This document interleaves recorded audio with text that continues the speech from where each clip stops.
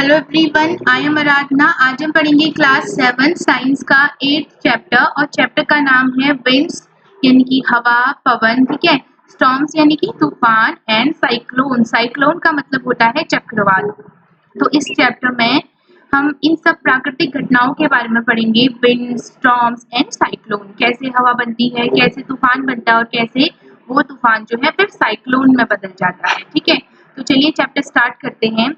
Orissa was hit by a cyclone with wind speed of 200 km per hour on 18th October 1999। तो बताया गया है इसमें कि ओडिशा में, ठीक है, 18 अक्टूबर 1999 को एक साइक्लोन आया था जिसकी स्पीड, एक चक्रवात आया था जिसकी स्पीड क्या थी, 200 किलोमीटर प्रति घंटा, ठीक है। The cyclone smashed 45,000 houses making 7 lakh people homeless. जिससे क्या हुआ था, लगभग 45,000 घर जो थे वो तहस नहस हो गए थे और 7 लाख से ज्यादा लोग क्या हो गए थे, बेघर हो गए थे। और 29 अक्टूबर द सेम ईयर, तो उसी साल, ठीक है, 1999 में ही 29 अक्टूबर को second cyclone with wind speed of 260 kilometre per hour hit Odisha.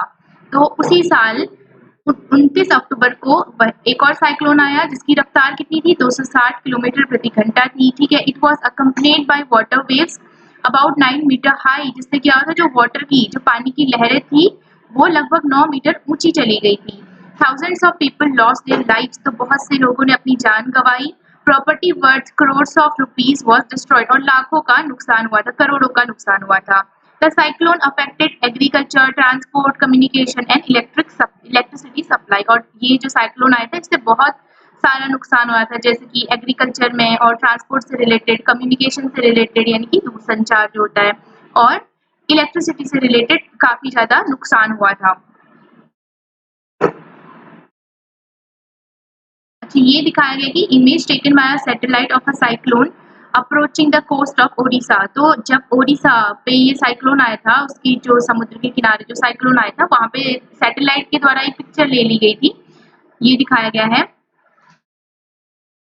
इसके बाद है बट व्हाट आर साइक्लोन्स, ठीक है, हमने पढ़ा कि 1999 में इतने को जो साइक्लोन है वो ओडिशा पे आया था जिसकी स्पीड इतनी थी, ठीक है। लेकिन ये साइक्लोन होता क्या है, हाउ आर दे फॉर्म्ड, वो कैसे बनते हैं, why are they so destructive, और ये इतने विनाशकारी क्यों होते हैं। In this chapter we shall seek answers to some of these question. तो हम इस चैप्टर में इसी तरह के कुछ क्वेश्चन का आंसर ढूंढेंगे। We begin with some activities involving air. तो हम कुछ एक्टिविटीज करेंगे जिसमें हवा की हेल्प लेंगे हम। These activities will clarify some basic feature concerning a cyclone. तो कुछ फीचर्स, तो कुछ कॉन्सेप्ट हम क्लियर करेंगे इसमें साइक्लोन से related. Before we begin remember that the moving air is called wind. तो पढ़ने से पहले या ये चैप्टर स्टार्ट करने से पहले एक बात हमें जो ध्यान में रखनी वो है कि मूविंग एयर जो है यानी कि चलती हुई जो हवा होती है उसको हम पवन कहते हैं, विंड कहते हैं, ठीक है। उसके बाद टॉपिक है एयर एक्सर्स्ट प्रेशर, यानी कि जो वायु है वो दाब डालती है, दबाव डालती है, ठीक है। एक्टिविटी 8.1 दी गई है, whenever an activity involves heating be very careful. तो जब भी आपको कोई ऐसी एक्टिविटी दी जा रही है जिसमें हीट करना होगा, आपको ऊष्मा देनी होगी किसी ऑब्जेक्ट को, तो आपको बहुत सावधान रहना है। It is advise that such activities are performed in the presence of an elderly person from your family. तो ऐसी एक्टिविटीज आपको आपसे बड़े किसी इंसान के सामने करनी है, या तो आपके टीचर के सामने या फिर आपके फैमिली के किसी बड़े व्यक्ति के सामने, ठीक है। और carry out these activities in presence of your teacher, ठीक है। तो चलिए स्टार्ट करते हैं। अब क्या है activity, you need to boil water in the following activity. तो इस एक्टिविटी में हमें क्या करना है, पानी को बॉईल करना है। टेक अ टिन कैन, एक टिन का डब्बा लेना है विद अ लिड जिसमें ढक्कन हो। Fill it approximately half with water, और लगभग आधा इसको पानी से भर लेना है। Heat the can on a candle flame till the water boils, और कैंडल फ्लेम की हेल्प से यानी कि कैंडल की हेल्प से उस कैन को जिसमें पानी भरा हुआ है आधा, उसको आपको हीट देनी है, गर्मी देनी है जब तक, और तब तक देनी है जब तक वो पानी बॉईल ना हो जाए, उबल ना जाए, ठीक है। Let the water boil for few minutes, और कुछ समय के लिए, कुछ मिनट्स के लिए पानी को बॉईल होने दीजिए। ब्लो आउट द कैंडल, फिर कैंडल बुझा दीजिए। Immediately put the lid tightly on the can, उसके बाद ढक्कन को अच्छे से डब्बे में लगा दीजिए, यानी कि ये डब्बे को अच्छे से, डब्बे में अच्छे से ढक्कन फिक्स कर देना है, आपको लिड को फिक्स कर देना है। Be careful in handling the hot can, और जो वो हॉट डब्बा है, कैन है, उसको पकड़ने के लिए जब आप पकड़ेंगे तो बहुत सावधानी से उसको आप पकड़ेंगे। Put the can carefully in a shallow metallic vessel और अ वॉश बेसिन। तो या तो आप एक खाली से धातु के वेसल में, पतीली में रख दीजिए या फिर वॉश बेसिन में उसको रख दीजिए कैन को। Pour fresh water over the can. फिर आपको क्या करना है, उस गर्म कैन के ऊपर फ्रेश पानी, ठंडा पानी डालना है। What happens to the shape of can. तो जब आप ये करेंगे आप देखेंगे कि जैसे ही आपने ठंडा पानी डाला, जो कैन हमारा ऐसा था बिल्कुल सीधा, उसका स्ट्रक्चर कुछ ऐसा हो गया है, ठीक है, वो डिस्टॉर्ट हो गया है। Can you guess why the shape of the can gets distorted. तो आप क्या बता सकते हैं कि क्यों ये जो कैन है इसका शेप गर्म जो ठंडा पानी है वो डालने से ऐसा हो गया है। If you can not get a tin can, अगर आपके पास टिन का डब्बा नहीं है, take a soft plastic bottle, आप एक प्लास्टिक की बॉटल भी ले सकते हैं। Fill it with hot water, जिसमें आप गर्म पानी भरेंगे। Empty the bottle and immediately cap it tightly. Bottle को खाली करके क्या करना है, उसकी ढक्कन को अच्छे से लगा लेना है, टाइट कर देना है। Place the bottle under running water, और फिर क्या करना है, ठंडे पानी में उस पानी को, बॉटल को डाल दीजिए। Recall now some of your experiences when you fly a kite. तो जब आप कोई काइट फ्लाई करते उड़ाते हैं, does the wind coming from your back help. तो क्या जो आपके पीछे से हवा आती है, आपकी बैक साइड से हवा आती है, वो आपको हेल्प करती है। If you are in a boat, तो अगर आप बोट में होते हो, it is easier to draw it if there is wind coming from behind you. तो क्या जो पीछे से हवा आ रही होती है वो बोट चलाने में हेल्प करती है। तो दोनों ही कंडीशंस में जो पीछे से हवा आ रही है वो हेल्पफुल होती है, वो हेल्प करती है, ठीक है। Do you find it difficult to ride a bicycle against the direction of wind. तो आप साइकिल चला रहे हैं, मान लीजिए इस डायरेक्शन में आप साइकिल चला रहे हैं और इसी डायरेक्शन में आपकी हवा भी आ रही है, यहाँ से आ रही है अपोजिट डायरेक्शन में, ठीक है। तो क्या आप इजीली साइकिल चला पाएंगे? नहीं चला पाएंगे, ठीक है। अगर पीछे से हवा आ रही होती तो तब आपको हेल्प होती, लेकिन अब जो हवा है आपकी अपोजिट डायरेक्शन में आ रही है, ठीक है। आप इधर को साइकिल चला के आ रहे हैं और हवा इधर से आ रही है, तो ये आपको हेल्प नहीं करेगी। You know that we have to fill air into the bicycle tube to keep it tight. तो हम क्या करते हैं, साइकिल का जो टायर होता है उसकी जो ट्यूब होती है उसमें हम हवा भरते हैं, ठीक है, ताकि उसका जो ट्यूब है वो टाइट रहे। Also you know that a bicycle tube overfilled with air में बर्स्ट। और आपको ये भी पता होगा कि अगर हवा ज्यादा हो जाती है तो जो ट्यूब होती है वो फट भी सकती है। What is the air doing inside the tube. तो क्यों आखिर हम ट्यूब के अंदर हवा भर रहे हैं। तो ऐसे ही कुछ क्वेश्चंस का आंसर हम जानेंगे। Discuss with your friends how the air in the bicycle tube keeps in the shape. तो कैसे जो ट्यूब के अंदर, बाईसाइकिल का जो ट्यूब है उसके अंदर जो हवा होती है वो ट्यूब को एक शेप देती है। All these experiences show that the air exerts pressure. तो हमें ये सारे जो हमने एक्टिविटीज करी या जो भी एग्जाम्पल है उससे हमें क्या पता चला कि हवा जो है वो हमेशा दाब डालती है, ठीक है, प्रेशर क्रिएट करती है हवा।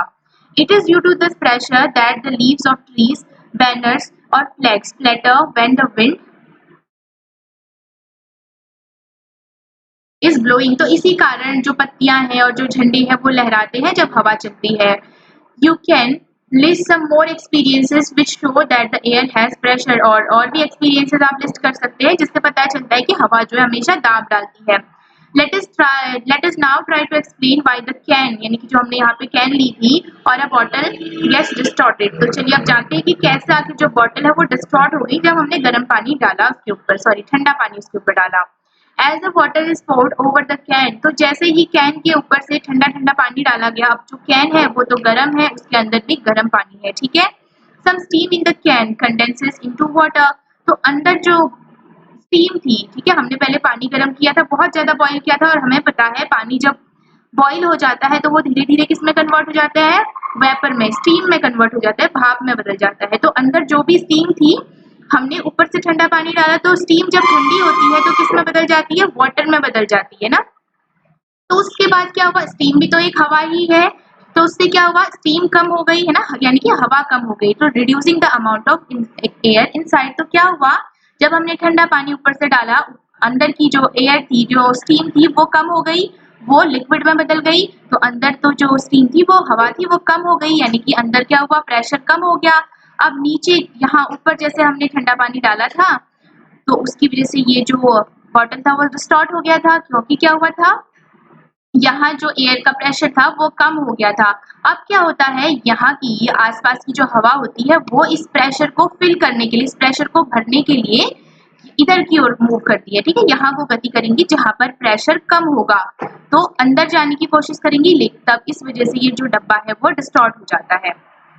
The pressure of the air inside the can decreases than the pressure exerted by the air from outside the can। तो वही चीज बता रहे हैं कि अंदर जो प्रेशर है वो कम हो गया है, ठीक है, और बाहर का जो प्रेशर वो ज्यादा है। तो ये जो हवाएं होती है इस प्रेशर को फिल करने के लिए, जो गैप बना है उसको फिल करने के लिए यहाँ की ओर मूव करती है। As the result the can get compress. तो इसके कारण क्या हुआ, जो कैन है, जो डब्बा है वो सिकुड़ गया, ठीक है, कंप्रेस हो गया वो। This activity again confirms that air excess pressure. तो ये जो एक्टिविटी है इसलिए हमें बताया कि जो हवा होती है वो प्रेशर डालती है, जो वो दाब डालती है। जैसे कैन के अंदर क्या था, स्टीम थी ना, स्टीम भी तो हवा है, तो हवा जो होती है वो दाब डालती है। इसकी जो सरफेस है, जो कैन का जो सतह है, कैन की जो सतह है, इस पे जो हवा थी, स्टीम थी, वो दाब डाल रही थी। अब हमने ठंडा पानी डाला तो हवा तो उसकी कम हो गई, यानी कि हवा किस में कन्वर्ट हो गई, ठंडा होके वो फिर से लिक्विड बन गई, हवा कम हो गई है ना। तो दाब, हवा जो कम हो जाएगी फिर दाब कैसे बनेगा, तो यही है इस एक्टिविटी में। उसके बाद है high speed winds are accompanied by reduce air pressure. तो जब भी बहुत तेज तेज वेग से विंड चलेगी, हवा चलेगी, तो क्या होगा, वहां पर एयर प्रेशर हमेशा कम हो जाएगा, है ना, यानी कि ज्यादा वेग की जो पवन होती है उसका एयर प्रेशर कम हो जाता है। Crumble a small piece of paper, एक और एक्टिविटी है। एक छोटा सा पेपर का टुकड़ा लीजिए, उसको गोल गोल सा यू बना लीजिए, ठीक है, into a ball size, ball की जैसा बना लीजिए, smaller than the mouth of any empty bottle. और इतना छोटा होना चाहिए, जो बॉटल होती है खाली, उसका जो मुंह है उससे छोटा। उसके बाद क्या करना है, now try to blow on the ball to force it into the bottle. तो उसके बाद ये जो यहाँ पे बॉल रखी है पेपर की, इसको फूंक मार के आप अंदर को धकेलने की कोशिश करेंगे। तो आप देखेंगे कि जब आप फूंक मार रहे हो तो इजीली ये जो बॉल है वो अंदर नहीं जा रही है, बाहर की ओर आ रही है। ऐसा क्यों हो रहा है, चलिए जानते हैं। Try this activity with bottles of different sizes. अलग अलग बोतल, अलग अलग साइज के बॉटल से आपको ये काम करना है, ये एक्टिविटी करनी है। Challenge your friends if they can force the paper ball in by blowing into the bottle। और अपने फ्रेंड्स को भी चैलेंज कीजिए, क्या वो बॉटल के अंदर फूंक मार के पेपर की बॉल को अंदर डाल सकते हैं। Paheli and Boojho are thinking about the following questions, why is it difficult to force the paper ball into the bottle. तो पहेली और बूझो भी जानना चाह रहे कि आखिर ऐसा क्या हुआ कि जो बॉल है पेपर की, उसको अंदर डालने में हमें प्रॉब्लम हो रही है, यानी कि दिक्कत हो रही है। तो उसके बाद एक और एक्टिविटी है, take two balloons of approximately equal size, लगभग समान आकार या आम के दो आपको बलून्स लेने हैं। Put a little water into the balloons. तो थोड़ा थोड़ा पानी डाल दीजिए बलून्स में। उसके बाद blow up both the balloons and tie each one to a string. उसके बाद क्या करना है, दोनों ही बलून को उनमें फूंक मारनी है, ठीक है। उसके बाद क्या करना है, आपको दोनों ही बलून को एक धागे से इस तरह से बांध लीजिए। Hang the balloons 8 to 10 centimetre apart on a cycle spoke और स्टिक। और इस तरह से एक डंडी की सहायता से उसको बांध लीजिए लगभग 8 से 10 सेंटीमीटर की दूरी पर। Blow in the space between the balloons. और आपको ये जो स्पेस है ना बीच का, यहाँ पर हवा फूंक मारनी है आपको। What did you expect? तो आप क्या एक्सपेक्ट करते हैं, what happens? तो क्या होता है जब आप फूंक मारेंगे। Try different ways of blowing on the balloon to see what happens। तो अलग अलग तरीके से आपको एक्सपेरिमेंट करना है। यहाँ पर इसके बाद इसका एक्सप्लेनेशन दिया गया है कि कैसे ये सब होता है। Can you blow and lift hold a strip. आपको एक और एक्टिविटी करनी है, एक स्ट्रिप लेना है पेपर का, यानी कि पट्टी लेनी है पेपर की, 10 centimetre long and 3 centimetre wide, ठीक है, सॉरी 20 सेंटीमीटर लंबी और 3 सेंटीमीटर चौड़ी। Between your thumb and forefinger as shown in figure 8.5। ऐसे कुछ ले लीजिए आप पेपर की स्ट्रिप, और फिर आपको अपने मुंह पे डालना है उसको, और दोनों फिंगर से आपको उसे पकड़ना है, फिर आपको फूंक मारना है। और आप देखेंगे कि आपको बताना है कि जो पेपर है वो ऊपर की ओर जाता है या फिर नीचे की ओर आता है, ठीक है। What do you think will happen to the paper? तो आपको बताना है कि पेपर के साथ क्या हुआ। Let us try to understand the observation in activities 1.2 sorry 8.2, 8.3 and 8.4। तो ये जो हमने एक्टिविटीज करी थी, अब जानते हैं कि ऐसा क्यों हुआ, इनमें ऐसा क्यों हुआ। Further observation along the lines you thought, do you get the feeling that increased wind speed is accompanied by a reduced air pressure? तो हमने पढ़ा कि जब वायु तेज गति से चलती है, पवन जो है उसकी स्पीड ज्यादा होती है, तब एयर प्रेशर कम हो जाता है, वायु का जो दाब है वो कम हो जाता है। और हमें पता है जहां पर वायु दाब कम हो जाता है उसके आसपास की हवाएं क्या करती है, उसकी जगह लेने की कोशिश करती है। ठीक है, जैसे हमने वो कैन वाले एग्जाम्पल पे देखा था। When we blow into the mouth of the bottle, तो हमने जब क्या किया था, बॉटल के मुंह पे फूंक मारी थी। The air near the mouth has higher speed, तो बॉटल का जो मुंह था वहां पर एयर की स्पीड ज्यादा थी। दिस डिक्रीज, उससे क्या हुआ होगा, प्रेशर डिक्रीज हो गया होगा, एयर प्रेशर कम हो गया होगा, वायु दाब कम हो गया होगा। The air pressure inside the bottle, और बॉटल के अंदर जो एयर प्रेशर होता है वो बहुत ज्यादा होता है, और जो वहां पे मुंह, बॉटल का जो मुंह है वहां पर एयर प्रेशर कम हो गया था क्योंकि वहां पर एयर की स्पीड ज्यादा थी। द एयर इनसाइड द, तो क्या होता है, जो बॉटल के अंदर हवा होती है वो कम वायु दाब वाले क्षेत्र की ओर आती है उसकी जगह लेने के लिए।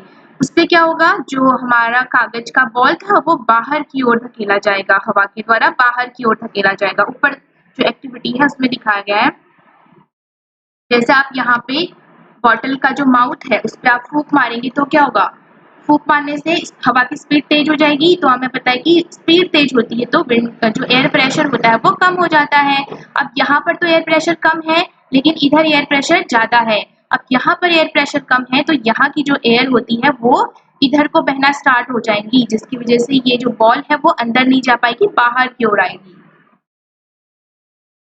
उसके बाद when we blow into the mouth of bottle, the, हाँ ये तो हो गया था, this decreases the pressure there.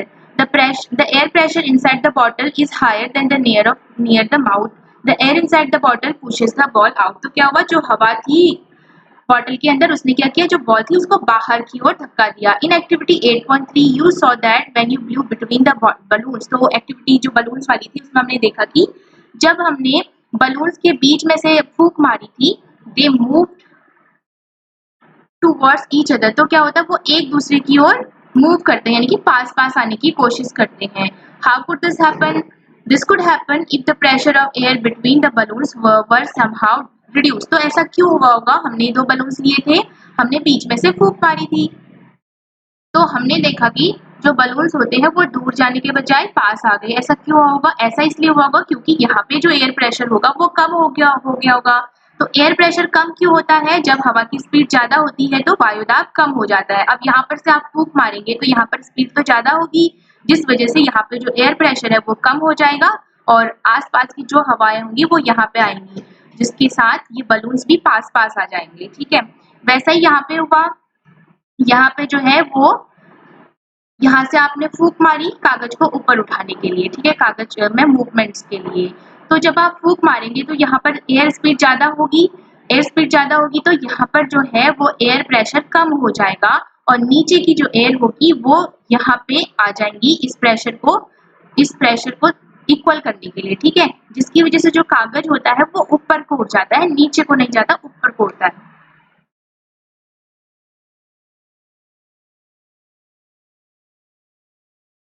तो हमने देखा कि we see that increased wind speed is indeed accompanied by a reduced air pressure। तो हमने इन एक्टिविटीज से हमने क्या पढ़ा कि जैसे ही पवन का वेग बढ़ता है, उसकी स्पीड जब बढ़ती है तो क्या होता है, एयर प्रेशर क्या हो जाता है, कम हो जाता है। ठीक है, एयर प्रेशर हमेशा रिड्यूस हो जाता है जब विंड की स्पीड बढ़ती है।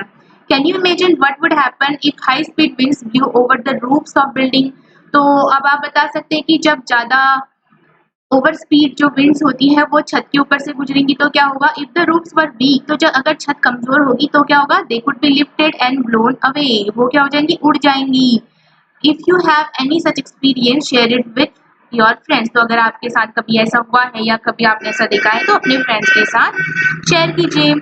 let us try to understand how winds are produced, how they bring rain and how they can be destructive sometimes। तो अब जानते हैं कि कैसे जो winds हैं वो बनती हैं और कैसे वो हवा लाती, बारिश लाती है और कैसे वो कभी कभी डिस्ट्रक्टिव यानी कि विनाशकारी भी हो सकते हैं। You already know that when air moves it is called wind। तो हमें पता है कि जब जो हवा चलती हुई हवा को हम पवन कहते हैं, ठीक है। Air moves from the region where the air pressure is high to the region where the pressure is low. तो हवा जो है हमेशा लो एयर प्रेशर से हाई एयर प्रेशर से लो एयर प्रेशर की ओर बहती है। हवा हमेशा जहां एयर प्रेशर ज्यादा होगा वहां से कहां की ओर बहेगी, कम एयर प्रेशर की ओर बहेगी। The greater the difference in pressure, तो जितना ज्यादा डिफरेंस होगा प्रेशर में, the faster is the air, ठीक है। तो जितना ज्यादा प्रेशर में डिफरेंस होगा हवा उतनी ही तेजी से बहेगी। हवा क्या बहती है, हवा ज्यादा प्रेशर वाली जगह से कम प्रेशर वाली जगह की ओर बहती है, और जितना ज्यादा गैप होगा ना प्रेशर में, हवा उतनी ही तेजी से बहेगी, ठीक है। But how are the pressure differences created in nature, लेकिन अब सवाल ये है कि आखिर प्रकृति में ये प्रेशर डिफरेंस आता कहाँ से है। Is the difference in temperature involve, तो क्या टेम्परेचर में जो तापमान में चेंज हो रहा है उसकी वजह से ये सब हो रहा है। The following activities will help you to understand this, तो ये जो एक्टिविटी है इससे हमें हेल्प मिलेगी। हाँ, यहाँ पे है एयर एक्सपेंड ऑन हीटिंग। तो टॉपिक है कि हवा जो है गर्म होने पर फैलती है। एक्सपेंड का मतलब होता है फैलना, ठीक है। एक्टिविटी दे रखी है, टेक अ बॉइलिंग ट्यूब, एक बॉइलिंग ट्यूब लेनी है आपको। ये stretch a balloon tightly over the neck of the tube, और बलून को इस प्रकार से लगा दीजिए उसके नेक के ऊपर, ठीक है। You can use a tape to make it tight, tape का यूज भी कर सकते हैं इसको टाइट करने के लिए। pour some hot water in a beaker, और एक बीकर में आपको गर्म पानी लेना है। insert the boiling tube with the balloon in the hot water, और इस बॉइलिंग ट्यूब को जिसमें बलून फिट किया गया है उस बीकर में डाल दीजिए जिसमें गर्म पानी है। Observe for 2 to 3 minutes for any changes in shape of the balloon, और 2 से 3 मिनट रुकिए कि क्या कोई चेंज हुआ बलून के शेप में। टेक द ट्यूब आउट, उसके बाद ट्यूब को निकाल लीजिए। Let it cool down to the room temperature, और रूम टेम्परेचर पर इसको ठंडा होने दीजिए, ठीक है। Take some ice cold water, और बहुत ठंडा पानी लेना है, बिल्कुल चिल्ड इन अनदर बीकर, ठीक है। दूसरे बीकर में आइस कोल्ड बिल्कुल ठंडा पानी लेना है। And place the tube with in the balloon with the balloon in cold water for 2 to 3 minutes. अब क्या करना है, जो ट्यूब थी जिसमें बलून फिट किया गया उसको इस ठंडे पानी में आपको 2 से 3 मिनट के लिए रख देना है। Observe the change in shape of the balloon, अब देखिए कि क्या चेंज होता है बलून के शेप में। तो यहाँ देखिए हमने क्या किया, जब हॉट वाटर में डाला तो बलून ऐसा था, ऐसा हो गया है ना, थोड़ा सा वो फूल सा गया। अब जब हमने ठंडे पानी में डाला तो क्या हुआ, वो सिकुड़ गया। तो इससे हमें क्या पता चलता है, यहाँ की जो एयर है वो गर्म हुई होगी, तो गर्म होने पे हवा जो है वो फैलती है, फैल गई जिसके कारण जो बलून है वो भी फूल गया। अब ठंडी भी तो हवा कंप्रेस हो जाती, सिकुड़ जाती है, जिस वजह से बलून है वो भी सिकुड़ गया। Think and try to answer, तो सोचो और आंसर देने की कोशिश करो। What makes a balloon inflated when the boiling tube is placed in hot water, तो आपसे पूछा गया है कि आखिर कैसे जो बलून है जब उसकी बॉइलिंग ट्यूब को गर्म पानी में डाला गया था तो वो कैसे फूल गई थोड़ा सा। Why is the same balloon deflected when the tube is kept in cold water, और वही बलून जब हमने उसे ठंडे पानी में डाला था ट्यूब को तो वो कैसे सिकुड़ गई थी। Can we infer from the first observation that air expand on heating, तो इस एक्सपेरिमेंट से हमें क्या पता चलता है कि हवा जो है जब गर्म होती है तो वो फैलती है, एक्सपेंड करती है हवा जब गर्म होती है तो, और जब वो ठंडी होती है तो वो सिकुड़ती है, ठीक है। एक्सपेंड का मतलब होता है ज्यादा जगह लेना, ज्यादा जगह घेरना। तो यहाँ पे देखिए हवा गर्म हुई तो वो क्या, उसने क्या किया, फैलना शुरू कर दिया, ज्यादा जगह लेना उसने शुरू कर दिया, जिस वजह से जो बलून है वो भी हमारा थोड़ा सा फ्लफी हो गया, फूल गया। और यहाँ पे क्या हुआ, ठंडे पानी में हमने डाला तो यहाँ की हवा भी है ठंडी हो गई, तो ठंडी हवा जो होती है वो सिकुड़ती है, वो फैलती नहीं है, वो सिकुड़ती है, कंप्रेस होती है।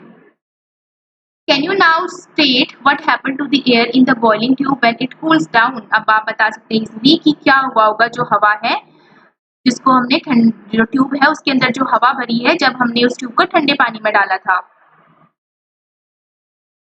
The next activity is very interesting, अब जो ये एक्टिविटी है बहुत इंटरेस्टिंग है। This will make you understand more about hot air, तो इससे हमें क्या पता चलेगा, हॉट एयर के बारे में और ज्यादा पता चलेगा, गर्म हवा के बारे में। जैसे हमने अभी सीखा कि हवा जब गर्म होती है तो वो फैलती है, एक्सपेंड करती है।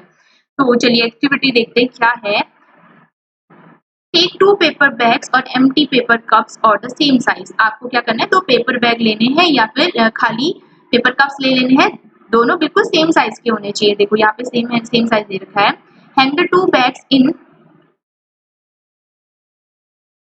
द इन्वर्टेड पोजिशन, और इन्वर्टेड यानी कि एक दूसरे से उल्टे पोजिशन में उनको लटका देना है on the two ends of a metal और वुडन स्टिक, एक लकड़ी का या मेटल का स्टिक लेके दोनों को इस तरह से लटका देना है, इन्वर्टेड, ठीक है, उल्टा लटका देना है दोनों को। देखिए कैसे लटका, इसका जो मुंह है वो नीचे की ओर है, दोनों का मुंह नीचे की ओर है। अब क्या करना है आपको, उसके बाद put a burning candle below one of the bag as shown in figure, और एक बैग के नीचे आपको एक जलती हुई कैंडल रखनी है जैसे यहाँ पे दिखाया गया है। अभी दोनों को आप देखो ऊपर क्या है, दोनों बिल्कुल सेम डिस्टेंस पे है, एक ही जगह पे है, और दोनों को बिल्कुल उल्टा एक ही जैसा उल्टा रखा गया है ना। अब देखो धीरे धीरे क्या होगा, जब हमने क्या किया, मोमबत्ती जलाई नीचे से, ये जो इसकी पोजीशन थोड़ी ऊपर हो गई, ये नीचे है, ये तो अपनी पोजीशन पे ही रहेगा, लेकिन ये है धीरे धीरे ऊपर जाने लग गया ये वाला। ऐसा क्यों हुआ, उसके बाद दे रखा है ऑब्जर्व व्हाट हैपन। तो देखिए आप क्या हुआ, तो क्या होता है जब आपने जिसके नीचे से आपने कैंडल जलाई होगी वो धीरे धीरे ऊपर उठा, why is the balance of the bag disturb, तो ये जो बैलेंस था वो क्यों बिगड़ गया, क्यों एक जो बैग है वो ऊपर चला गया। Does this activity indicate that warm air rises up, तो क्या हुआ होगा, जब कैंडल जलाई होगी तो हवा जो होती है गर्म होके ऊपर उठती है, ठीक है, फैलती है ना, तो गर्म होके वो ऊपर उठेगी। As the warm air rises up, तो जैसे ही जो वार्म एयर ऊपर उठी, गर्म होके ऊपर उठी हवा, it pushes the bag above the candle, तो कैंडल के ऊपर का जो बैग था वो ऊपर को चला गया, ठीक है। Does the disturbance of the balance suggest that warm air is lighter than the cold air, तो इससे हमें क्या पता चला कि जो हल्की हल्की हवा, जो गर्म हवा होती है वो हल्की होती है किससे, ठंडी हवा से। तो जब हल्की है हवा गर्म वाली तो तभी तो वो ऊपर को उठी, हल्की चीजें ही तो ऊपर उठती है, उड़ जाती है। तो क्या हुआ होगा इसमें, कैंडल जलाई हमने नीचे से तो हवा जो है वो धीरे धीरे ऊपर उठ गई, और गर्म हवा जो होती है कोल्ड हवा से ठंडी होती है, तो ठंडी चीजें, गर्म हवा जो होती है ठंडी हवा से क्या होती है, हल्की होती है, तो हल्की चीजें जल्दी जल्दी ऊपर उठ जाती है। तो इस वजह से क्या हुआ, ये जो बैग था वो भी ऊपर को उठ गया, ठीक है, क्योंकि इसके ऊपर, इसके नीचे क्या है, गर्म हवा है, और गर्म हवा हमें पता है कि वो हल्की होती है किससे, ठंडी हवा से, ठीक है।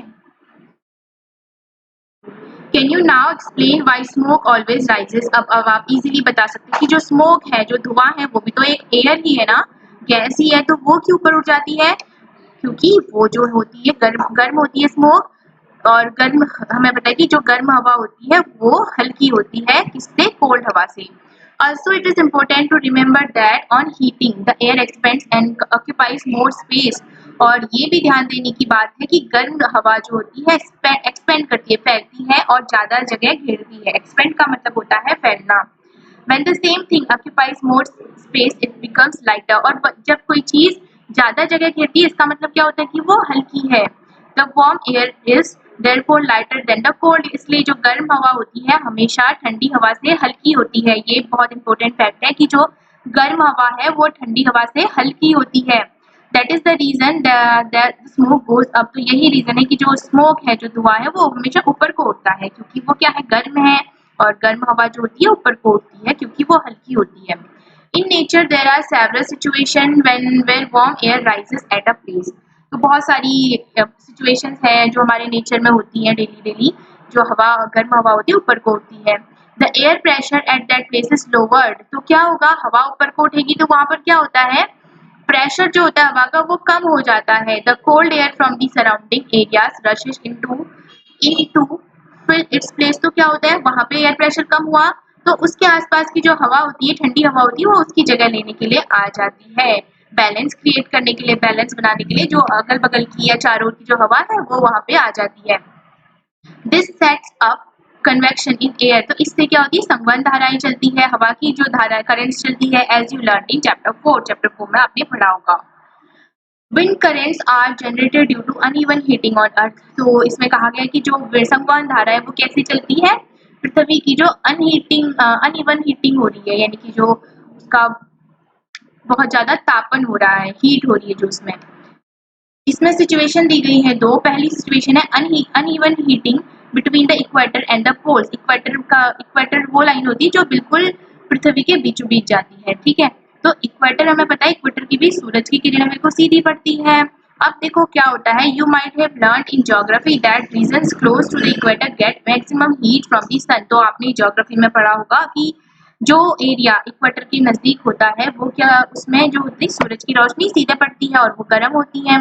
द वार्म एयर, तो गर्म होंगी तो क्या होगा, जो गर्म हवा होगी वो ऊपर को उठेगी, and the cooler air from the region in the 0 to 30 degree latitude belt on either sides of the equator moves in. तो क्या होता है, ये इक्वेटर हमारा, ठीक है, ये इक्वेटर है। अब यहाँ बहुत ज्यादा गर्मी होती है क्योंकि सन की जो रेज है वो बिल्कुल सीधी पड़ती है यहाँ पे। यहाँ की जो हवा होगी वो ऊपर को उठेगी। हवा ऊपर को क्यों उठी, क्योंकि जो गर्म हवा है वो हल्की होती है इसलिए वो ऊपर को उठ गई। अब क्या होता है, यहाँ आसपास की जो ठंडी हवा होती है वो इसकी जगह लेने के लिए यहाँ को आ जाती है, ठीक है, इसकी जगह लेने के लिए नीचे को आ जाती है। यहाँ से जो ऊपर हवा है वो ऊपर को चली जाएंगी, ठीक है। तो इस वजह से संवहन धाराएं चलती है। तो उसके बाद कहा गया कि these winds blow from the north and south towards the equator. तो नॉर्थ और साउथ दोनों जगहों से ही इक्वेटर की ओर हवाएं चलती है, नॉर्थ से भी और साउथ से भी चलती है। At the poles the air is colder than that at latitude about 60 degree. 60 degree यानी कि यहाँ तक जो हवा होती है वो गर्म होती है, लेकिन जो पोल्स होती है वो वहाँ पे हवा ठंडी होती है। The warm air at this latitude rises up at and the cold wind from the polar region rushes into take its place। तो जो इक्वेटर है यानी कि जो गर्म एरिया है वहाँ की जो हवा है वो गर्म होकर ऊपर उठती है, और पोल्स की जो हवा है वो इस प्रेशर को इक्वल करने के लिए, बैलेंस क्रिएट करने के लिए यहाँ की ओर मूव करती है। In this way wind circulation is set up from the poles to the warmer latitudes. तो इस तरह से पोल से गर्म जगहों की ओर हवा चलती है, एज शोन इन फिगर 8.8 जैसा दिखाया गया है। तो अब पहेली कहती है, I wonder why the wind shown in the figure are not in the exact north south direction. अब वो कह रही है कि ठीक है, हमने पढ़ा कि जो यहाँ की जो हवा होती है इक्वेटर की भी यहाँ से गर्म होके ऊपर को उठती है, तो हवा तो डायरेक्ट नीचे को आनी चाहिए, लेकिन ये ऐसा थोड़ा सा रोटेट क्यों किया गया है, क्योंकि हमें पता है कि जो अर्थ है हमेशा रिवॉल्व करती है, ठीक है, घूमती रहती है, घूर्णन करती है वो, तो इस वजह से इसकी डायरेक्शन भी थोड़ी सी चेंज हो जाती है। The winds would have flown in the north-south direction from north to south and from south to north। तो हमें पता है कि जो विंड है वो नॉर्थ से साउथ की ओर आनी चाहिए और साउथ से नॉर्थ की ओर जानी चाहिए। A change in direction is however caused by the rotation of earth. तो उसमें भी कहा गया है कि ये डायरेक्शन में चेंज इसलिए दिखाया गया है क्योंकि जो अर्थ हमारी हमेशा रोटेट करती रहती है, ऐसे रोटेट करती रहती है। उसके बाद है uneven heating of land and water. अब क्यों धाराएं चलती है, क्यों संवहन धाराएं चलती है, क्योंकि जो लैंड जमीन है और जो पानी है वो बहुत ज्यादा हीट हो रही है, गर्म, वो बहुत ज्यादा गर्म हो रही है। You have read about the sea breeze. हमने सी ब्रीज के बारे में पढ़ा था, and the land breeze in chapter 4। In summer near the equator, the land warms up faster and most of the time the temperature of the land is higher than that of water in the ocean। तो equator के पास के जो क्षेत्र होते हैं वहाँ पर क्या होता है, वहाँ पर जो लैंड होती है वो गर्म होती है, बहुत जल्दी जल्दी गर्म होती है, किसके कंपैरिजन में, जो ओशंस है उसकी कंपैरिजन में जल्दी गर्म हो जाती है। तो ओशन से, जो समुद्र है, उससे ठंडी हवाएं चलती है लैंड की ओर। The air over the land gets heated and rises. तो जो लैंड है उसके ऊपर की हवा जल्दी जल्दी गर्म होती है और ऊपर को उठती है। This cause the winds to flow from the ocean towards the land. तो इससे क्या होता है, समुद्र से जो ठंडी ठंडी हवाएं हैं उस लो एयर प्रेशर वाले सेंटर को बराबर वहां पे बैलेंस क्रिएट करने के लिए वहां की ओर बहती है। These are monsoon winds. तो इनको कहते हैं मॉनसून विंड्स, मानसूनी हवाएं, ठीक है। The word monsoon is derive from the Arabic word मौसम विच मीन्स सीजन। तो जो मॉनसून शब्द है उसकी उत्पत्ति कहाँ से हुई है, अरेबिक शब्द से हुई है, जिसका अरेबिक शब्द मौसम से हुई है, जिसका अर्थ होता है सीजन, ठीक है। इन विंटर, तो विंटर में क्या होता है, the direction of wind flow gets reversed. तो हमने पढ़ा कि समर्स में तो जो हवा है ओशन से लैंड की ओर आती है, लेकिन विंटर में क्या होता है, इसका बिल्कुल उल्टा हो जाता है। It flows from land to ocean. ये लैंड से, ठीक है, जमीन से कहाँ की ओर बहती है, ओशन, समुद्र की ओर बहती है। The wind from the ocean carry water and bring rain. और जो ओशन से हवा आती है, the wind from the ocean carry water and, वो क्या लाती है, अपने साथ पानी लाती है और हवा, और फिर उससे क्या होती है, बारिश होती है। It is a part of water cycle. जो किसका पार्ट है, वाटर जल चक्र का पार्ट है। The monsoon winds carry water and it rains. तो जो मानसूनी हवाएं जो होती है अपने साथ क्या लाती है, पानी लाती है, जिस वजह से बारिश होती है। Clouds brings rain, cloud bring rain and give us happiness. बादल जो है वो हमें पता है कि बादल आते हैं तो बारिश भी आती है, और बारिश आती है तो हमारे जो किसान है उनकी फसलें लहराती है, ठीक है। तो farmers in our country depend mainly on rains for their harvest. तो हमारे जो देश है वो कृषि के लिए, एग्रीकल्चर के लिए मेनली किस पर निर्भर है, बारिश पर निर्भर है, मानसून पर निर्भर है। There are many folk song associated with clouds and rain. तो बहुत सारे सॉन्ग्स हैं, ठीक है, सांस्कृतिक सॉन्ग्स हैं जो किससे रिलेटेड है, क्लाउड्स, बादलों, जब बादल आते हैं और बारिश आती है उससे रिलेटेड है।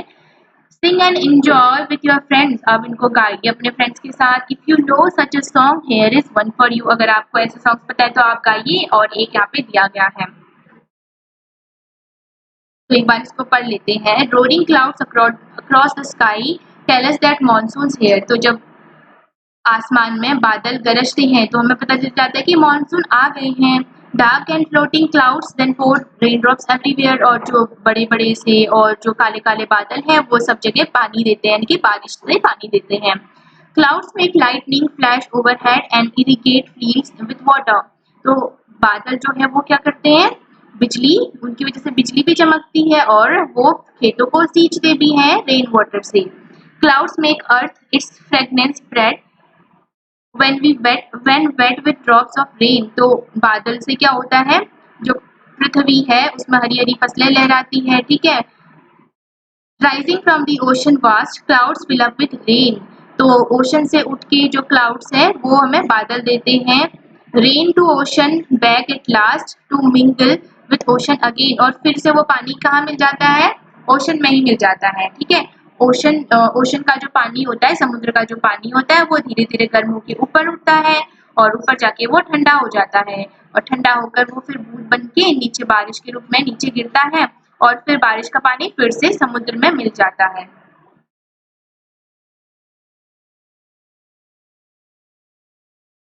अब यहाँ जो फिगर है इसमें दिखाया गया है कि uneven heating of land specially the Rajasthan desert generate monsoon winds from south west direction in summer.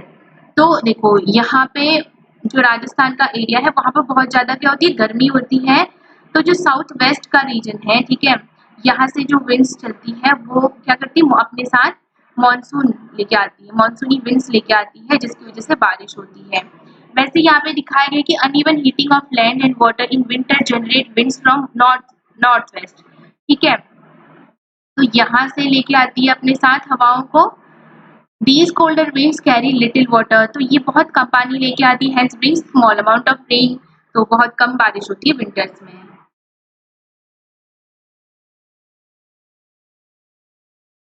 उसके बाद कहा गया है कि however it is not always a happy ending।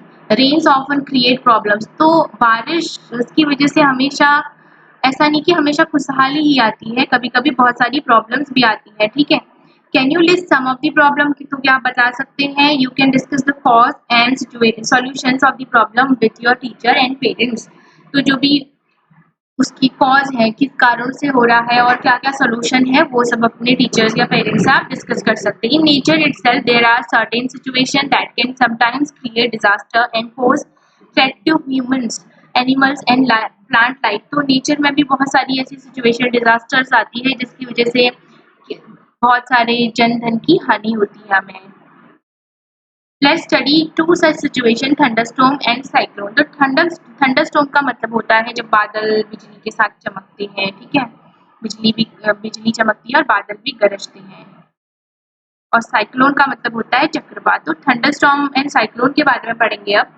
Thunderstorms develop in hot humid tropical areas. तो thunderstorm कैसे area में develop होते हैं, जो गर्म हो, नम हो, ठीक है, जैसे कि हमारा इंडिया है।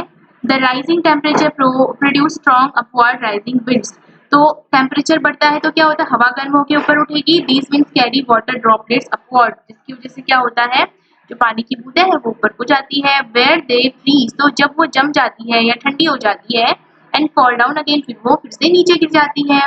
The Swift movement of the falling water droplets along with rising air create lightning and sound. तो क्या होता है, ऊपर जो पानी की बूंदें हैं जो नीचे से वाष्प के रूप में गई वहां जाके ठंडी हो गई और फिर वो नीचे को आती है और नीचे से जो हवा है वो गर्म होके ऊपर उठ रही है, तो उन दोनों की रिएक्शन से क्या होता है, साउंड प्रोड्यूस होती है, आवाज निकलती है और बिजली भी चमकती है। It is this event that we call thunderstorm. तो इसी को हम क्या कहते हैं, थंडरस्टॉर्म कहते हैं। You will read about lightning in higher classes. तो हायर क्लासेस में आप पढ़ेंगे लाइटनिंग के बारे में। तो यहाँ पे कुछ प्रिकॉशंस दी गए हैं कि if a storm is accompanied, तो कभी जब कोई तूफान आता है, बाय लाइटनिंग, बिजली भी चमकती है, जिसमें we must take the following precaution. तो हमें ये प्रिकॉशंस लेने चाहिए। Do not take shelter under an isolated tree. तो किसी पेड़ के नीचे मत बैठिए। If you are in a forest take shelter under a small tree. अगर आप जंगल में होते हैं तो छोटे छोटे पेड़ के नीचे आप रह सकते हैं, ठीक है। Do not lie on the ground. जमीन पर मत लेटिए। Do not take shelter under an umbrella with a metallic end. तो ऐसे अम्ब्रेला को तो मत ओढ़िए जिसका हैंडल जो हो धातु का बना हो, मेटल का बना हो। Do not sit near the window. Open garages, storage sheds, metal sheds and are not safe place to take shelter. तो विंडो के पास या जो स्टोरेज के शेड्स हैं या मेटल शेड्स हैं वहां पर आपको नहीं बैठना है। अ कार और bus is safe place to take shelter. और जो कार है, बस है, जो पूरी जिसकी विंडोज क्लोज हो, तो वहां पर आप आराम से बैठ सकते हो, वो सेफ है। उसके बाद कहा गया है if you are in water. अगर आप पानी में होते हैं, फॉर एग्जाम्पल आप स्विमिंग कर रहे होते हैं, get out and go inside a building. आप फटाफट से बाहर आ जाइए और घर के अंदर चले जाइए। उसके बाद है how a thunderstorm becomes a cyclone. तो कैसे ये जो थंडरस्टॉर्म है, जो तड़ी झंझावत है, वो कैसे साइक्लोन बनता है, चक्रवात में कैसे बदलता है। You know that water requires heat when it changes from liquid to vapour state. तो हमें पता है कि लिक्विड से वेपर बनने के लिए पानी को चाहिए होती है हीट, गर्मी चाहिए होती है उसको। Does the water give back heat when vapour condenses into liquid. तो आपसे कह रहे हैं कि क्या वाटर जो है वापस से भाप दे देती है, ऊष्मा दे देती है जब वो कंडेंस हो जाती है वेपर से लिक्विड में। Can you recall any experience to support this structure. तो साइक्लोन होता कैसा, उसका स्ट्रक्चर देख लेते एक बार। The centre of a cyclone is a calm area. तो उसका जो सेंटर है वो बिल्कुल शांत क्षेत्र होता है। काल्म का मतलब होता है शांत। It is called the I of the storm, जिसको कहते हैं हम स्टॉर्म की आंख, नेत्र कहते हैं इसका eye. A large cyclone is violently rotated mass of air in the atmosphere. तो ये है क्या, बहुत ज्यादा जो हवा है वो रोटेट करती है 10 to 15 किलोमीटर हाई, और उसकी हाइट क्या हो सकती है 10 से 15 kilometre. The diameter of I varies from 10 to 30 kilometre. उसका डायमीटर कितना हो सकता है, व्यास कितना हो सकता है उसका, आई का हो सकता है 10 से 30 kilometre. It is a region free of clouds and has light winds. तो ये कौन सा रीजन है जहाँ पे क्लाउड्स नहीं होते हैं और वहाँ पे हवा जो है वो हल्की होती है। Around this calm and clear eye there is a cloud region of about 150 kilometre in size. तो वहाँ पर जो है हवा बहती है, कितने साइज में बहेगी वो 150 किलोमीटर तक एरिया में बहेगी। In this region there are high speed winds. तो इस रीजन में बहुत ज्यादा तेजी से हवाएं चलती हैं और उसकी स्पीड क्या हो सकती है 150 to 250 kilometre per hour. And thick clouds with heavy rain. और बहुत ज्यादा घने घने बादल होते हैं जिसके साथ बहुत ज्यादा बारिश भी होती है। अवे फ्रॉम दिस रीजन, इस रीजन के अलावा या इस रीजन से दूर, the wind speed gradually decreases. हवा की जो रफ्तार होती है कम हो जाती है। The formation of a cyclone is very complex process. तो एक बहुत जटिल प्रक्रिया है कि कैसे एक साइक्लोन बनता है। A model is shown in figure 8.11। तो नीचे एक फिगर दे रखा है जिसमें बताया गया है कि साइक्लोन आखिर बनता कैसे है। बिफोर क्लाउड फॉर्मेशन, तो बादल बनने से पहले water takes up heat from the atmosphere to change into vapour. तो जो पानी है वो एटमोस्फेयर से, वातावरण से हीट लेता है वायुमंडल से और किसमें बदल जाता है, वाष्प में बदल जाता है, वेपर में, स्टीम में। When water vapor changes back to liquid form as raindrops। तो हमें पता है कि जो वेपर है जब लिक्विड में चेंज होती है ठंडी होके, तो वो किस में, लिक्विड में चेंज हो जाती है ठंडी होके, और जो पानी है वो किस में चेंज हो जाएगा, रेन ड्रॉप्स में, ऊपर जाके रेन ड्रॉप्स में चेंज हो जाएगा। This heat is release to the atmosphere. और जो हीट है वो कहाँ रिलीज हो जाती है, जो हीट पहले वाटर ने ली थी ना वेपर बनने के लिए, और जब वो वेपर से फिर से लिक्विड बन गया है तो वो जो हीट है वो रिलीज हो जाती है हमारे एटमोस्फेयर में। वायुमंडल में निकल जाती है, आ जाती है। The heat release to the atmosphere warms the air around, तो उससे क्या होता है, जो चारों ओर की जो हवा है वो गर्म हो जाती है। The air tends to rise and cause a drop in pressure, तो हवा गर्म होगी तो हमें पता है कि ऊपर उठती है, क्योंकि गर्म हवा हल्की होती है, तो जिसकी वजह से क्या होगा, प्रेशर कम हो जाएगा।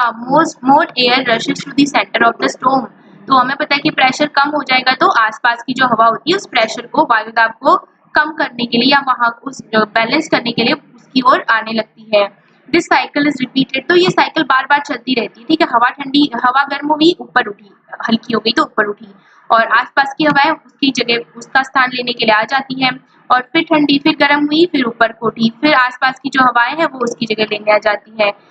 तो ये जो साइकिल है वो चलती रहती है। The chain of events ends with the formation of very low pressure system with very high speed winds involving revolving around it, तो इस प्रकार से क्या होता है, चेन सी बन जाती है जहाँ पर लो प्रेशर क्रिएट हो जाता है और बहुत ज्यादा हाई स्पीड विंड्स चलती हैं। It is this weather condition that we call a cyclone, तो यही जो वो कंडीशन है जिसे हम साइक्लोन कहते हैं। Factors like wind speed, wind direction, temperature and humidity contribute to the development of cyclone, तो साइक्लोन के बनने में क्या क्या फैक्टर्स कंट्रीब्यूट करते हैं। विंड की स्पीड, हवा का वेग जो है वो कंट्रीब्यूट करता है, उसकी डायरेक्शन, और टेम्परेचर क्या है, और ह्यूमिडिटी क्या है। अब देखिए यहाँ पे दिखाएगी कि साइक्लोन बनता कैसे है। तो जब हवा होती है वो ऊपर को उठती, गर्म होती है, हमें पता है हवा, गर्म हवा हमेशा ऊपर को उठती है क्योंकि गर्म हवा ठंडी होती है। अब ये जो हवा है वो ऊपर को उठेगी तो क्या होगा, यहाँ पर एयर प्रेशर कम हो जाएगा। एयर प्रेशर कम होगा तो फिर इसके आसपास की जो हवाएं हैं इसकी जगह लेने के लिए आ जाती है, ताकि जो प्रेशर है उसमें बैलेंस बना रहे। तो ये प्रोसेस जो है कंटिन्यू चलता रहता है, ठीक है, एक साइकिल जैसी बन जाती है इस डायरेक्शन में, तो जिस वजह से जो साइक्लोन है वो क्रिएट होता है। डिस्ट्रक्शन कॉज्ड बाय साइक्लोन, अब हमने साइक्लोन के बारे में पढ़ दिया कि कैसे बनता है, क्योंकि क्या होता है, हवा गर्म होके ऊपर को उठती है तो वहां पे लो प्रेशर क्रिएट हो जाता है। लो प्रेशर का एरिया क्रिएट होगा तो चारों ओर की हवाएं वो लो प्रेशर को भरने के लिए आ जाती है, और ये जो साइकिल है बार बार चलती रहती है, और एक कंडीशन ऐसी आती है कि हवा बहुत तेज तेज से आने लगती है, तेज तेज गति से आने लगती है, जिस वजह से साइक्लोन बनता है हमारा। तो आखिर ये साइक्लोन से क्या-क्या विनाश होता है या क्या-क्या हानि होती है, अब हम उसके बारे में पढ़ेंगे। Cyclones can be very destructive, ये बहुत ही विनाशकारी हो सकते हैं। Strong wind push water towards the shore even if the storm is hundreds of kilometres away, तो जो हवा चलती है, ठीक है, तूफान के कारण जो हवा चलती है वो, अगर जो तूफान है वो 100 किलोमीटर भी दूर होगा तब भी क्या करती है, पानी को बहुत दूर तक धकेल सकती है। These are the first indications of an approaching cyclone, तो इससे हमें पता चल सकता है कि साइक्लोन आने वाला है, क्योंकि क्या होता है, जो पानी है समुद्र का बहुत दूर दूर तक आने लगता है। The water waves produced by the wind are so powerful that a person cannot overcome them, और जो हवा की जो तरंग, जो पानी की जो तरंग होती है बहुत ज्यादा स्ट्रांग होती है, और कोई भी इंसान अगर वहां पे फंस गया तो वो वहां से नहीं आ सकता वापस। The low pressure is the I in the I lifts water surface in the centre, तो जो लो प्रेशर है आई का वो क्या करता है, पानी को सरफेस पे ले आता है, ऊपर पानी को बहुत तेजी तेजी से ले आता है। The rising water may be as high as 3 to 12 metres, और जो पानी का लेवल है वो कहाँ तक आ सकता है, ऊपर 3 से 12 मीटर ऊपर आ सकता है, ठीक है। हमने पढ़ा कि तो लो प्रेशर होता है आई में, वो क्या करता है, पानी को ऊपर की ओर धकेलता है, सेंटर के ऊपर की ओर धकेलता है। और the rising water may be as high, तो पानी की जो हाइट होती है वो कितनी हो सकती है, 3 से 12 मीटर तक की हो सकती है। देखो ये आई है, यहाँ पे प्रेशर लो होता है तो क्या होगा, ये पानी को लगभग 3 से 12 मीटर ऊपर तक धकेल सकता है। It appears like a waterfall moving towards the shore, तो ऐसा लगता है कि जो झरना है वो शोर, समुद्र के किनारे की ओर आ रहा है। As a result of sweater the sea water enters the low lying coastal areas, इसलिए क्या होता है, जो समुद्र का जो पानी होता है जो उसके आसपास के क्षेत्र है वहां भर जाता है, causing severe loss of life, जिसकी वजह से बहुत जन धन की हानि होती है। It also reduces the fertility of soil, और सॉइल की फर्टिलिटी भी कम हो जाती है, यानी कि उसका उपजाऊपन भी कम हो जाता है। Continuous heavy rainfall may further worsen the flood situation, और बहुत तेजी से और लगातार जो बारिश होगी उसकी वजह से बाढ़ आने की भी संभावना होती है। High speed winds accompanying a cyclone can damage houses, और जो बहुत तेज हवाएं चलती है साइक्लोन बना के, बहुत तेज हवाएं चलेंगी तो साइक्लोन बनाएंगी, ठीक है, जिसकी वजह से क्या हो जाएगा, हम जो हमारे घर हैं वो तहस नहस हो जाएंगे, telephones and other communication system को भी इफेक्ट करेगा और पेड़ पौधों को इफेक्ट करेगा, causing ट्रेमेंडस loss of life and property, जिससे बहुत ज्यादा जीवन की या जनधन की कह सकते हैं उसकी हानि होती है। A cyclone is known by different names in different part of the world. तो पूरी दुनिया में साइक्लोन्स को अलग अलग नाम से जाना जाता है, अलग अलग जगह पे साइक्लोन्स को अलग अलग नाम से जाना जाता है, जैसे कि it is called hurricane in the American continent, तो हमारा जो अमेरिका महाद्वीप है वहाँ पे इसको किस नाम से जाना जाता है, हरिकेन के नाम से। इन Philippines and Japan it is called typhoon, और जापान और फिलीपींस में इसको कहा जाता है टाइफून।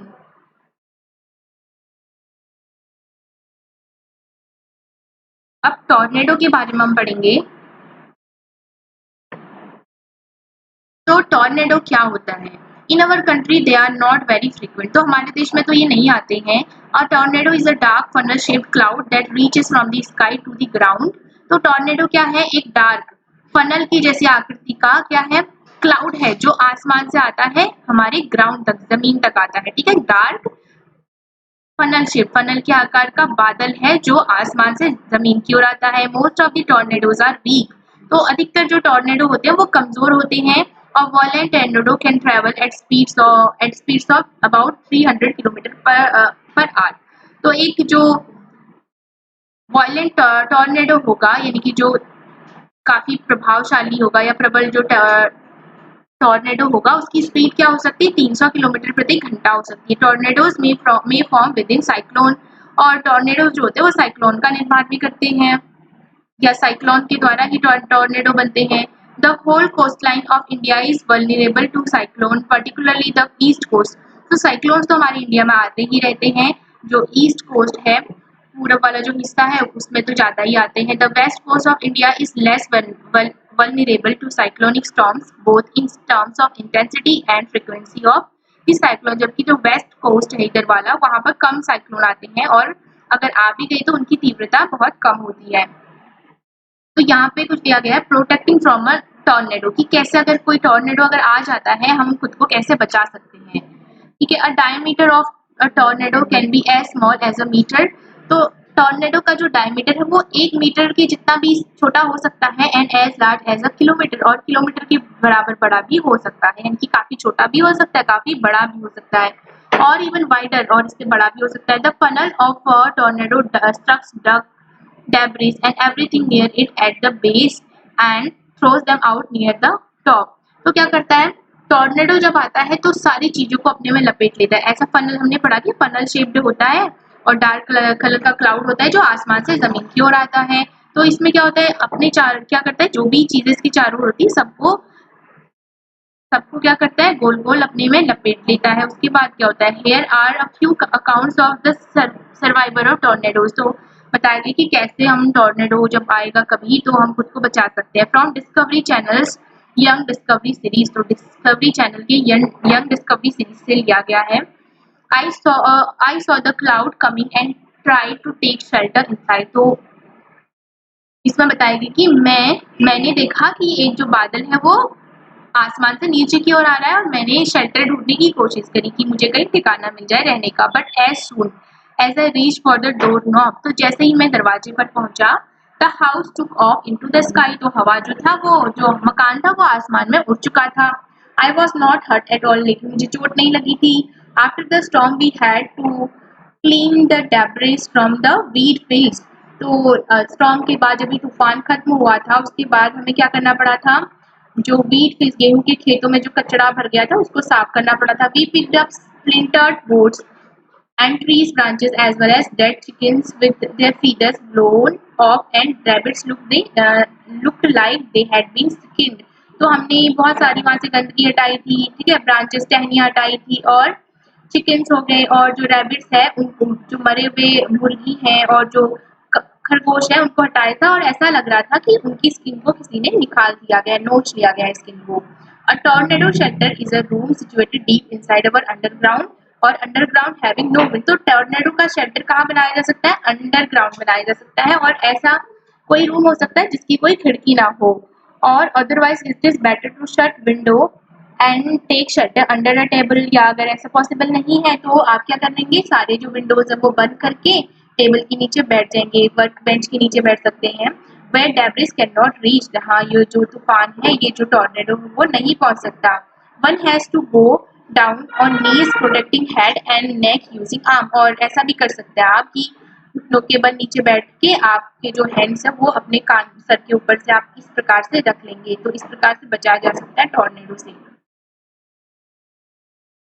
उसके बाद है इफेक्टिव सेफ्टी मेजर्स। तो क्या क्या कैसे कैसे हम बचा सकते हैं खुद को साइक्लोन या टॉर्नेडो, जब कोई भी ऐसी प्राकृतिक घटना होती है उससे खुद को। A cyclone forecast and warning service. Forecast का मतलब होता है जो पहले ही भविष्यवाणी कर दी जाती है। तो जो हमारा मौसम विभाग है वो ऐसे भविष्यवाणी कर देता है कि संभावना है साइक्लोन आए, तो उसकी हेल्प हमें मिल सकती है। Rapid communication of warnings to government agencies, the ports, fisherman, ships and to the general public. तो ये जो कम्युनिकेशन के थ्रू हमें पता चल सकता है कि क्या कोई पॉसिबिलिटी है साइक्लोन या टॉर्नेडो आने की। एक्शन ऑन द उसके बाद है कि construction of cyclone shelter in the cyclone prone areas. तो ऐसी जगहों पे जहाँ पे बहुत सारे से साइक्लोन आते हैं वहाँ पे हमें क्या बनाने चाहिए, साइक्लोन शेल्टर्स बनाने चाहिए। And administrative arrangements for moving people fast to safer places. और कभी साइक्लोन आ भी गया तो जल्दी से लोगों को वहां से बचाने की कोशिश की जानी चाहिए। Action on the part of the people, we should not ignore the warning. तो लोगों को क्या करना चाहिए, ठीक है, we should not ignore the warning issued by the meteorological department through TV, radio और न्यूज़पेपर। तो जब भी मौसम विभाग के द्वारा हमें कोई चेतावनी दी जाती है हमें उसे इग्नोर नहीं करना चाहिए। We should make necessary arrangement to shift an essential household good. हमें क्या करना चाहिए, शिफ्ट होने के लिए यानी कि अपनी जगह बदलने के लिए हमें अरेंजमेंट कर लेने चाहिए। और अपने साथ क्या क्या रख लेना चाहिए, household goods, domestic animal and vehicle etcetera to safer places. और इन सबको एक सेफ जगह पे हमें रख देना चाहिए, हाउस होल्ड गुड्स को, जो घरेलू सामान होता है, और एनिमल्स हैं जो हमारे डोमेस्टिक और जो गाड़ियाँ वगैरह उनको एक सेफ जगह पे हमें रख देना चाहिए जब कोई वार्निंग हमें मिलती है तो। Avoid driving on roads through standing water as floods may have damaged the roads, and keep ready to the phone number of all emergency services like police, fire brigade and medical centers। तो क्या करना चाहिए, हमें driving नहीं करनी चाहिए। और as floods may have damaged the roads, और जो क्योंकि क्या होता है बाढ़ आ सकती है। Keep ready the phone numbers of all emergency services. और आपको जो इमरजेंसी सर्विसेज होती है जैसे पुलिस है और फायर ब्रिगेड वाले हैं और मेडिकल सेंटर्स है, उनके नंबर हमारे पास होने चाहिए, फोन नंबर। कुछ और प्रिकॉशंस हैं if you are staying in a cyclone hit area. तो अगर आप ऐसी एरिया में हैं जहाँ पर साइक्लोन आया है तो वहाँ पे आप कैसे बच सकते हैं। Do not drink water that could be contaminated. तो पानी मत पीजिए क्योंकि वो गंदा हो सकता है, दूषित हो सकता है। Always stock drinking water for emergency. तो हमेशा हमें पीने का पानी स्टोर करके रख लेना चाहिए, स्टोर करके रख लेना चाहिए ताकि कभी कोई इमरजेंसी पड़ जाए तो हम उसे यूज कर सकें। Do not touch wet switches and fallen power lines. तो कभी भी जो वेट स्विचेस हैं, जो गीले स्विच है या जिनमें पानी की मात्रा होती है, पानी है उसमें स्विचेस में, तो हम उनको टच नहीं करना चाहिए। और फॉलन पावर लाइन जो होती है, गिर जाती है जो स्टॉर्म की वजह से, उनको हमें टच नहीं करना चाहिए। पावर लाइन जो गिर जाती है उनको भी टच नहीं करना चाहिए। Do not go out just for the sake of fun. और केवल मजे लेने के लिए बाहर न जाए। Do not pressurise the rescue force by making undue demands. और जो रेस्क्यू फोर्स जो हमें बचाने का काम करती है उनको भी प्रेशर मत कीजिए, ठीक है। Cooperate and help your neighbours and friends. और कोशिश कीजिए कि आपके जो पड़ोसी हैं और आपके जो फ्रेंड्स हैं उनकी हेल्प करें, उनसे कोऑपरेट करें। Advance technology has help. तो कैसे हेल्प करी है एडवांस टेक्नोलॉजी ने। These days we are better protected। आजकल हम इन सबसे प्रोटेक्टेड हैं। In the early part of the last century, coastal resident may have led less than a day to prepare or evacuate their homes from an coming cyclone। तो क्या हुआ था, कुछ time पहले कोई साइक्लोन आया था लेकिन हमें पता चल गया था कि वो आने वाला है। तो ये कैसे हुआ, the world today is very different. तो आज का जो आज की जो दुनिया है बिल्कुल अलग है। थैंक्स टू सैटेलाइट्स क्यों अलग है? क्योंकि हमें पता है कि विज्ञान के क्षेत्र में, साइंस की फील्ड में हम बहुत उन्नति कर रहे हैं। Thanks to satellites and radars, a cyclone alert और cyclone watch is issued 48 hours in advance of any expected storm and a cyclone warning is issued 24 hours in advance। तो क्या होता है, जब भी कोई सैटेलाइट वगैरह क्या करती है, वो इमेज ले लेती है, उनसे बता देती है कि क्या कोई साइक्लोन आने की पॉसिबिलिटी है। तो या 48 घंटे पहले या 28 आवर्स पहले हमें पता चल जाता है कि अब साइक्लोन आने वाला है, पॉसिबिलिटी हमें पता चल जाती है। The message is broadcast every hour और half hour when a cyclone is near the coast. तो हर आधे घंटे में, हर एक घंटे में हमको पता चलती है साइक्लोन के बारे में, कोई भी न्यूज़ हमें पता चल जाती है कि कहाँ पर है या कहाँ पर आ सकता है। Several national and international organization cooperate to monitor the cyclone related disasters। तो बहुत सारे नेशनल और इंटरनेशनल ऑर्गेनाइजेशन हैं जो इन सबको मॉनिटर कर रहे हैं। तो ये चैप्टर हमारा कंप्लीट हो गया है। इसके बाद इसकी समरी है, देख लेते एक बार। Air around us exerts pressure. तो हमने पढ़ा कि जो हमारे चारों ओर की जो हवा है वो क्या डालती है, दबाव डालती है, दाब डालती है। Air expand on heating and contract on cooling. तो हमने पढ़ा था कि हवा जब गर्म होती है तो वो फैलती है, एक्सपेंड करती है, एंड कॉन्ट्रैक्ट्स ऑन कूलिंग, और ठंडी होती है तो वो सिकुड़ती है, यानी कि उसका वो कम स्थान घेरती है। वार्म एयर राइजेस अप, और गर्म हवा जो है वो ऊपर को उठती है। whereas comparatively cooler air tends to sink toward the earth surface, जबकि जो ठंडी हवा है वो पृथ्वी की सतह पर आने की कोशिश करती है। द वार्म एयर राइजेस, तो गर्म हवा ऊपर उठती है। Air pressure at that place is reduce, तो जहाँ पर से हवा ऊपर को उठी वहाँ पर एयर प्रेशर कम हो जाता है। And the cooler air moves to that place, और ठंडी हवा उस जगह पे आ जाती है उसकी जगह लेने के लिए। The moving air is called wind, और चलती हुई हवा को हम पवन कहते हैं। Uneven heating on the earth is the main cause of wind movements। तो हवाओं का चलना, यानी कि हवाएं, पवन क्यों चलती है, क्योंकि हमारी जो अर्थ है उसकी अनइवन हीटिंग हो रही है, वो गर्म हो रही है। हमने पढ़ा था कि जहाँ पर गर्म होती है विंड, वहाँ पर से जो हवा है गर्म होकर ऊपर उठती है, और जो ठंडी विंड है वो उसकी जगह पे आ जाती है, वो प्रेशर को इक्वल करने के लिए। Winds carry water vapour bring rain, तो ऐसी हवा जिसमें पानी के वेपर होते हैं, यानी कि वाष्प होती है, वो बारिश लाती है। High speed winds and air pressure difference can cause cyclone, और बहुत तेज गति की जो विंड्स होती हैं और एयर प्रेशर का जो डिफरेंस होता है उस वजह से साइक्लोन आता है। और हमें पता है कि जितना ज़्यादा एयर प्रेशर में डिफरेंस होगा दो जगहों के, उतनी ज़्यादा तेजी से हवाएं मूव करती हैं। It has become easier to monitor cyclone with the help of advanced technology like satellites and radars। तो आजकल हमें साइक्लोन्स के बारे में या कोई भी जो नेचुरल डिजास्टर है उसके बारे में पहले से पता चल जाता है, किसकी हेल्प से, सैटेलाइट्स और रडार्स की हेल्प से। Self help is the best help, तो खुद की हेल्प ही सबसे अच्छी हेल्प है, सबसे बेस्ट हेल्प है। Therefore it is better to plan in advance and be ready with defence against any approaching cyclone. तो कोई भी साइक्लोन हो या चाहे कोई भी नेचुरल डिजास्टर हो, हमें क्या करना चाहिए, खुद के लिए प्लानिंग बनानी चाहिए, बचने के लिए प्लानिंग बनानी चाहिए कि कैसे अगर कभी ऐसी घटना हो जाती तो कैसे हम खुद को बचा सकते हैं।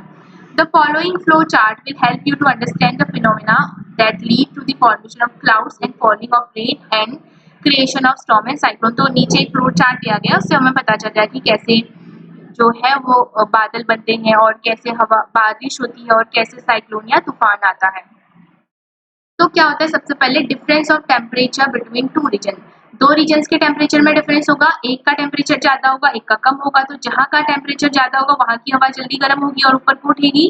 तो क्या होता है, सेट्स कन्वेक्शन एयर। तो हवा गर्म हुई, ऊपर को उठी, यहाँ एयर प्रेशर कम हो गया, तो यहाँ जो कूलर रीजन थे वहां की हवा जो होती है इसकी जगह लेने के लिए आ जाती है, जिससे संवहन धाराएं चलती है। सेट्स कन्वेक्शन इन एयर, ठीक है। Warm air rises creating low pressure. तो हमने पढ़ा कि जो गर्म हवा होती है वो ऊपर को उठती है, जिसकी वजह से यहाँ पर लो प्रेशर क्रिएट हो जाता है। अब जो ठंडी हवा है उस लो प्रेशर की ओर आती है। Warm air rises cools and water vapour condense to form clouds. और जो हवा गर्म है वो ऊपर को जो उठ चुकी है वो क्या होती है, वहां ऊपर जाके ठंडी हो जाती है, और ठंडी होकर हमें पता है वेपर जो है लिक्विड में चेंज हो जाती है, और किसका निर्माण होता है, छोटी छोटी बूंद मिलकर बड़े से बूंद बादल का निर्माण करती है। उसके बाद the bigger water drops in the cloud fall to the ground as rain. तो बड़ी बड़ी जो बूंदा होती है वो क्या करती है, बारिश के रूप में नीचे हमारी जमीन में गिरती है, हेल और स्नो, ठीक है, बर्फ के रूप में। और ओलो के रूप में। Falling water droplets and rising air moves vigorously to produce thunderstorm. तो ये जो प्रोसेस है वो लगातार चलती रहती है। हवा गर्म हुई, ऊपर को उठी, ठीक है, और वहाँ ठंडी होकर वो ड्रॉप्स में, पानी की ड्रॉप्स में बदल गई। और यहाँ फिर हवा गर्म हुई, वो ऊपर को उठी, फिर पानी की ड्रॉप और हवा के बीच, जो गर्म हवा उसके बीच जो क्रिया होती है उसकी वजह से थंडरस्टॉर्म, जो बिजली चमकती है, बादल गरजते हैं, वो सब होता है। Under certain weather condition storms may develop into cyclones, और कुछ कंडीशंस में जो स्टॉर्म्स है, जो तूफान है, वो साइक्लोन में बदल जाते हैं, ठीक है। तो साइक्लोन भी एक स्टॉर्म भी है, तूफान भी है। तो ये चैप्टर हमारा कंप्लीट हो गया है। इससे आगे अब हम नेक्स्ट वीडियो में पढ़ेंगे। Thank you.